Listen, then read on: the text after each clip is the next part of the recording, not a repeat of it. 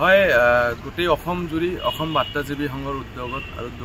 সকলো আমাৰ জিলাৰ বাৰ্তাজীৱী যিমান জিলা বাৰ্তাজীৱী সংঘ আছে সকলোৱে আজি 8 তাৰিখ সকলোৱে মিলি সাংবাদিকৰ ওপৰত যে অত্যাচাৰ যে আক্ৰমণ এই সম্পৰ্কে গোটেই অসম জুৰি আজি জিলা আয়ুক্তৰ জৰিয়তে মুখ্যমন্ত্ৰী মহোদয়ক এক আবেদন কৰা হৈছে যে সাংবাদিকৰ ওপৰত যি সঘনাই যি আক্ৰমণ যি বলি হৈ আছে সেই সম্পৰ্কে সাংবাদিকৰ জীৱনৰ নিৰাপত্তাৰ কাৰণে মুখ্যমন্ত্ৰী মহোদয়ক অনুৰোধ কৰা হৈছে যে অতি সোনকালে সাংবাদিকৰ জীৱনৰ নিৰাপত্তা সুনিশ্চিত কৰিব লাগে আৰু সাংবাদিক নিৰ্যাতনৰ যি ঘটনাই বৃদ্ধি হৈছে কেইদিনমান আগতে ND24 সাংবাদিক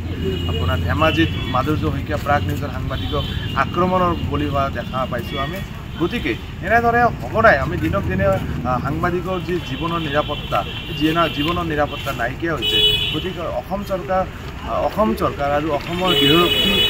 এই ক্ষেত্ৰত আমি ব্যৰ্থ বুলি ক'ম, কিয়নো সাংবাদিকৰ জীৱনৰ যিটো নিৰাপত্তা নাই আৰু সাধাৰণ ৰাইজৰ নিৰাপত্তা ক'ত থাকিব। গতিকে অসম চৰকাৰক আমি দাবী জনাইছোঁ যে অতি সোনকালে সাংবাদিকৰ জীৱনৰ নিৰাপত্তা সুনিশ্চিত কৰিব লাগে।